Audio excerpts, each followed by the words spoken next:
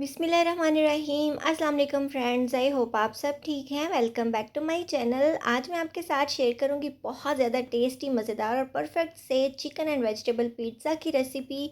और ये पिज़्ज़ा यकीन माने इतना ज़्यादा टेस्टी होता है कि आपका दिल खुश हो जाएगा। बिल्कुल परफेक्ट बनेगा, फ्लफ़ी फ्लफ़ी, फूला फूला, बहुत ज़्यादा चीज़ी, क्रीमी, टेस्टी और मज़ेदार सा। और आप ये पिज़्ज़ा खाने के बाद इंशाल्लाह हमेशा ही घर पे पिज़्ज़ा बनाएंगे, बाहर से लाना बिल्कुल भूल जाएंगे।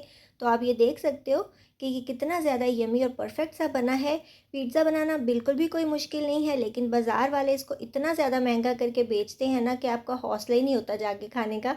तो चलिए अपने ज़बरदस्त सी रेसिपी को स्टार्ट करते हैं, लेकिन उससे पहले जल्दी से आप मेरे चैनल को सब्सक्राइब कर लें। सबसे पहले स्टेप पे हमने यहाँ पे ख़मीर लिया है। ये इंस्टेंट यीस्ट है और ये रोज़मोर कंपनी का है। ये बहुत ज़्यादा ज़बरदस्त होती है। और आपने इसकी एक्सपायरी डेट जो है ना वो ज़रूर चेक कर लेनी है। एक पैकेट में 3 साशे मिलते हैं इस तरह के, और एक साशे के अंदर तकरीबन 1 से 1.5 टेबल स्पून जितना ख़मीर होता है। तो आपने क्या करना है, थोड़ा सा गर्म पानी लेना है। ये 1/4 कप जितना मैंने नीम गर्म पानी लिया है, बहुत ज़्यादा तेज़ गर्म नहीं। हाफ़ टी स्पून जितनी उसके अंदर चीनी ऐड की है, और ये एक साशे में पूरा ही ऐड कर दूँगी। तो एक साशे इसके अंदर डालने के बाद हमें इसको थोड़ा सा मिक्स करना है। चीनी के साथ ख़मीर डालने से ना ये बहुत जल्दी से राइज़ हो जाता है। इसको हमने किसी गर्म जगह पे रख देना है राइज़ होने के लिए।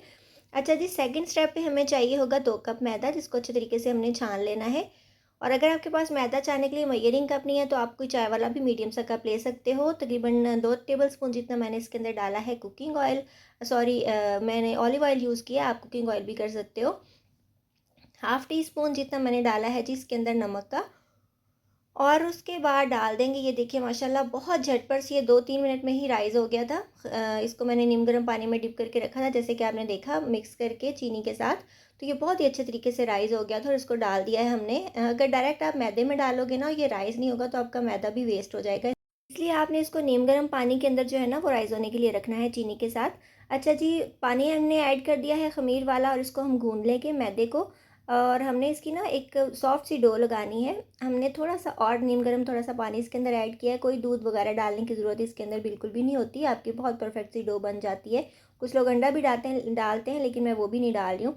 तो ये देखिए हमने बहुत ही परफेक्ट सी इसकी डो गूँध के तैयार की है। जो रोटी वाला आटा होता है ना, उससे थोड़ी सी सॉफ्ट हम इसकी डो बनाएंगे। तो इसको अब मैं रख दूँगी राइज़ होने के लिए। ये देखिए कितनी कम क्वांटिटी है, और थोड़ी देर में ये फूल के अपने साइज़ में डबल हो जानी चाहिए, और कई दफ़ा तो बहुत ही ज़्यादा ये राइज़ हो जाती है। इसको हम रख देंगे एक गर्म जगह पे राइज़ होने के लिए कवर करके। यहाँ पे मैंने जो है ये थोड़ा सा चिकन लिया है। ये इतना थोड़ा है, तकरीबन मतलब 4 पीस थे चिकन के, उसको मैंने छोटी छोटी बोटियों में कट कर लिया है। थोड़ा सा नमक ऐड करेंगे, 1/4 टीस्पून से भी कम ही ऐड किया है मैंने। और थोड़ा सा ज़ीरा पाउडर ऐड किया है। बहुत ही सिंपल से इसके अंदर मसाले जाएंगे। रेड मिर्च का पाउडर डालेंगे, ये 1/4 टीस्पून ही है। और उसके बाद मैं थोड़ी सी कुटी हुई मिर्चें भी ऐड करूँगी। ये भी 1/4 छोटा चम्मच ही मैं ऐड कर रही हूँ। आप इसके साथ चाहें तो तंदूरी मसाला इसमें ऐड कर सकते हो, आप चाट मसाला ऐड कर सकते हो। और उसके बाद डाल देंगे जी तकरीबन 2 टेबल स्पून जितना सोया सॉस मैं ऐड कर रही हूँ। सिरका आप डालना चाहें तो डालें, वरना मैं नहीं डाल रही, क्योंकि सोया सॉस और चिली सॉस दोनों खट्टे होते हैं, तो मैं ज़्यादा खटास नहीं जाती इसके अंदर। 2 टेबलस्पून ही इसके अंदर मैं चिली सॉस ऐड कर दूँगी। और ये बस सिंपल सी हमारी मैरिनेशन है। और इसको हम मिक्स कर लेंगे हाथों से, और इसको हमने थोड़ी देर के लिए छोड़ देना है, ताकि चिकन जो है वो अच्छे तरीके से ये इन मसालों को एब्जॉर्ब कर ले और मज़ेदार सा बने। और आप इसमें चाहें तो दही भी थोड़ा सा ऐड कर सकते हैं। अच्छा जी, हमने इसको थोड़ी देर रखना है मैरिनेशन के लिए। उसके बाद पैन लेंगे, पैन के अंदर ये हमारा जो चिकन था मैरिनेशन वाला, ये वो हम डाल देंगे, और इसको हमने झटपट से तैयार कर लेना है। ये चिकन ब्रेस्ट है, तो इसलिए बहुत जल्दी गल जाएगी।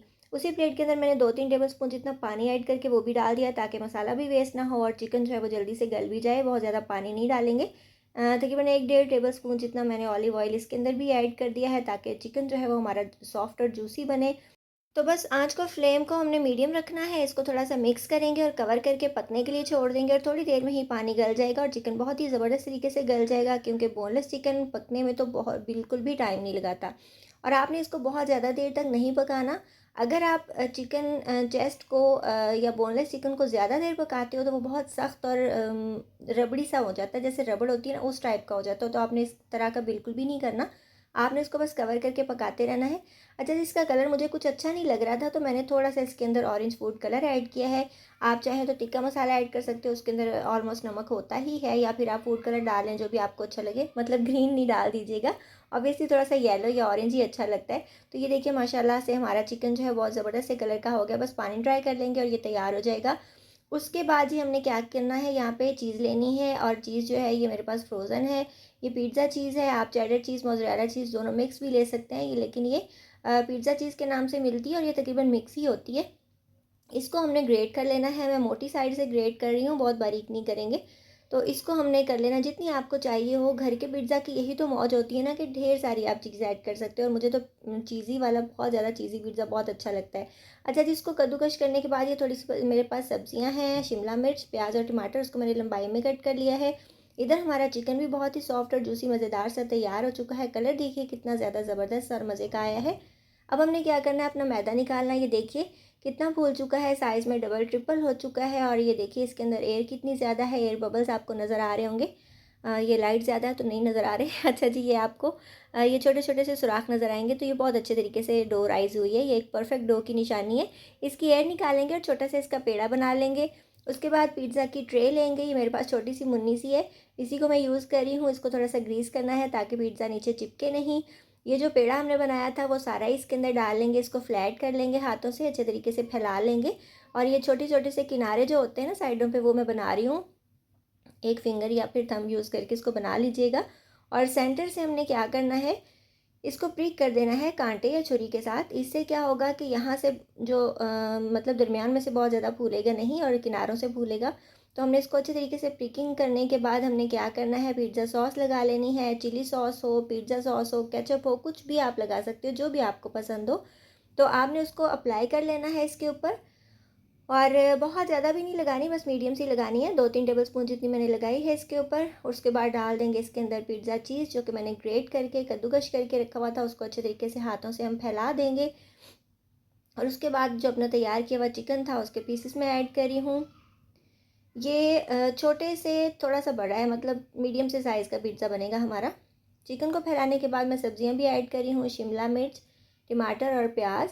और उसके बाद दोबारा से हम पनीर की एक लेयर लगा देंगे और इसको हम अच्छे तरीके से फैला देंगे। और ये देखिए माशाल्लाह कितनी ज़बरदस्त सी लुक आ रही है हमारे पिज़्ज़ा की। हालांकि अभी ये बेक नहीं हुआ है, तो आप घर में इसको बहुत इजीली बना सकते हो, बहुत अच्छा और मज़े का बन जाता है। थोड़े से मैंने पीसेस चिकन के बचा लिए थे ताकि ऊपर से हम इसको यहाँ से डेकोरेट कर सकें, देखने में अच्छा लगेगा। ये थोड़े से पीसेस मैं ऊपर लगा देती हूँ, कुछ सब्जियाँ दोबारा से लगा देती हूँ। शिमला मिर्च, टमाटर और प्याज मैं यूज़ कर रही हूँ, आप कुछ भी चाहें तो इसके ऊपर लगा सकते हैं। अच्छा जी, इसको हमने जो है ये लगा दिया। हमारा पिज़्ज़ा माशाल्लाह से बेक होने के लिए बिल्कुल तैयार है। हल्का-हल्का सा हम इसको प्रेस भी कर देंगे चीज़ों को। और ये हमारा पिज़्ज़ा जो है ये मज़ेदार सा तैयार हो चुका है, मतलब बेक होने के लिए तैयार हो चुका है। अभी ज़ाहिर है ये बेक होना बाकी है। तो ये देखिए जी माशाल्लाह बहुत ही परफेक्ट सा हमारा पिज़्ज़ा बेक होने के लिए तैयार है। और इसके बाद हम क्या करेंगे, एक ब्रश लेंगे, उसकी हेल्प से हम थोड़ा सा ऑयल इसके किनारों पे भी लगा देंगे ताकि किनारे जो हैं वो रूखे रूखे ना रहें, हल्का हल्का सा कलर भी आ जाए इसके ऊपर। आप चाहें अगर ज़्यादा कलर चाहते हैं तो इसके ऊपर अंडा भी लगा सकते हैं। तो ये देखिए माशाल्लाह हमारा पिज़्ज़ा बेक होने के लिए बिल्कुल तैयार है। और हमने बेक इसके अंदर करना है, बिल्कुल भी कोई ओवन नहीं चाहिए होगा।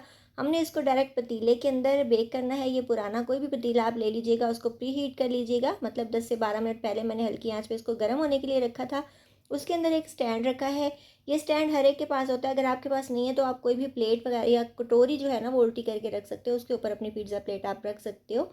तो हमने इसको रख दिया है जी गर्मा गर्म स्टैंड के अंदर ऊपर, और ऊपर से हम कवर कर देंगे, कोई भारी चीज़ ऊपर रख देंगे और इसको हम बेक कर लेंगे। तकरीबन 45 से 50 मिनट में ये माशाल्लाह बन के बहुत ही ज़बरदस्त सा तैयार हो जाएगा।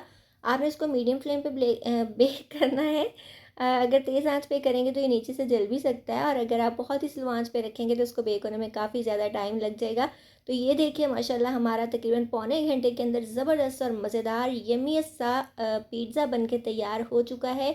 अब आपको मैं इसको काट के भी दिखाऊंगी, और काटने से आपको आइडिया हो ही रहा होगा कि ये कितने ज़्यादा चीज़ी और मज़ेदार सा बना है।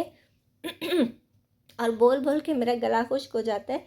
अच्छा जी, तो ये देखिए माशाल्लाह बहुत ही ज़्यादा मज़ेदार सा हमारा पिज़्ज़ा तैयार हुआ है। और यकीन माने अगर आप इसको घर में बनाएंगे ना तो खुशबू सूंघ के ही आपका दिल खुश हो जाएगा। और जो होममेड फ्रेशली बेक्ड पिज़्ज़ा होता है ना, उसकी तो क्या ही बात है।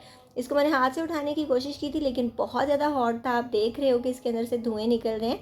तो ऐसे छुरी से मैं आपको स्लाइस दिखा रही हूँ। ये माशाल्लाह बहुत ही ज़्यादा परफेक्ट है और मैं दिल कर रहा था इसको गरमा-गरम खा लूँ, बिल्कुल भी मज़ीद वीडियो ना बनाऊँ ताकि ये ठंडा ना हो जाए। ठंडे पिज़्ज़े का बिल्कुल भी मज़ा नहीं आता, वरना मैं आपको नीचे से भी इसकी लुक ज़रूर दिखाती हूँ। तो ये बहुत ही परफेक्ट बना है, इसको ज़रूर ट्राई करना है आपने। और टेस्ट भी इतना ज़्यादा कमाल होता है ना कि आपको बाज़ार का जो पिज़्ज़ा है ना, वो बिल्कुल याद ही नहीं रहेगा। आप इसको ज़रूर ट्राई कीजिएगा। आपको मेरे चैनल पे हर तरह की बर्गर की रेसिपीज़ मिल जाएंगी, सैंडविचेज़ की, फ़ास्ट फूड की भी हर तरह की वैरायटी है, ज़रूर चेकआउट कीजिएगा। आई होप आपको आज की ये मज़ेदार सी चिकन एंड वेजिटेबल पिज़्ज़ा की रेसिपी पसंद आई होगी। अगर आपको मेरी वीडियोस अच्छी लगती हैं तो जल्दी से मेरे चैनल को सब्सक्राइब कर लीजिए और बेल आइकन ज़रूर प्रेस कर लीजिए। मिलेंगे इंशाल्लाह नेक्स्ट वीडियो में। अपना ख्याल रखिएगा। अल्लाह हाफ़िज़।